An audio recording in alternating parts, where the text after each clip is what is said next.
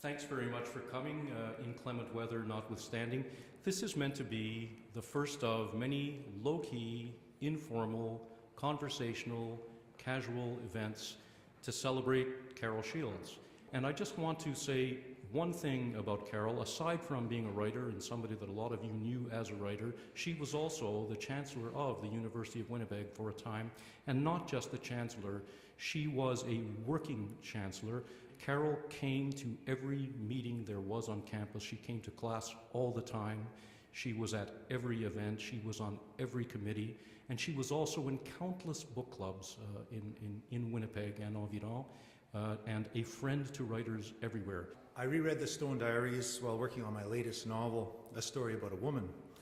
And so I was aware of a certain standard, a way of looking at the world, a sensibility that was odd and surprising.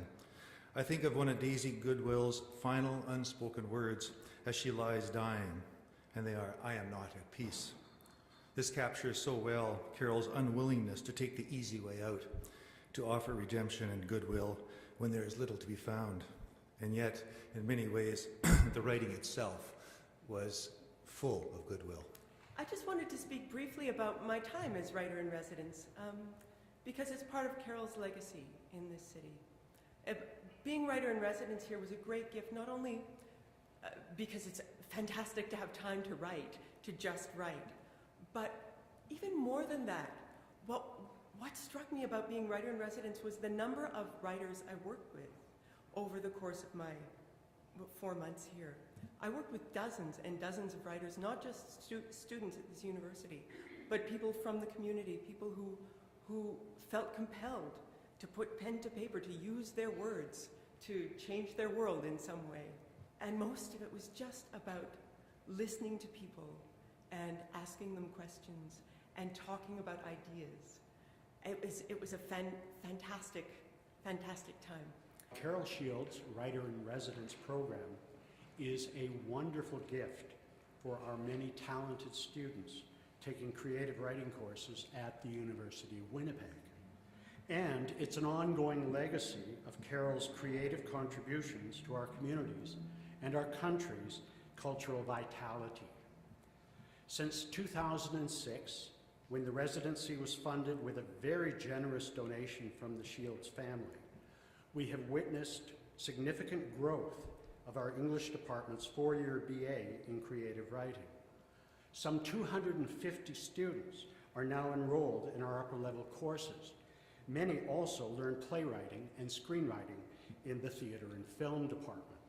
I think I first heard about this when I think Catherine Hunter had a meeting with Dr. Axworthy and was talking about the Writer-in-Residence program and how important it was to the department, and Lloyd echoed this, how important it was to the university. And then I got a phone call from the president saying, spend some time on this. And so what we did was this. We thought, let's just gather some friends of Carol together and tell this story. And we came up with a goal. It's going to sound lofty, but it's realistic. In my world, it's realistic, and I can imagine this happening quite clearly. We'd like to endow somewhere between $500,000 and $1 million for the Carol Shields Writer-in-Residence program. It will allow this program to go on forever. We have a couple of years of funding to allow it to go on with existing Shields family money, and that's fantastic. And money has already come in even unasked for. So I think we'll do well. I think in Canada we believe in free speech, but something I learned through this position is that it's not really free. It costs a lot of money.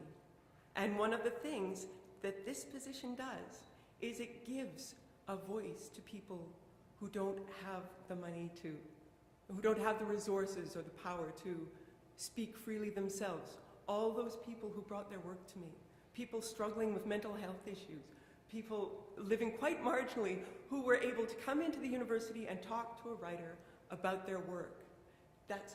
That is so important. That is such a huge community service that this position funds.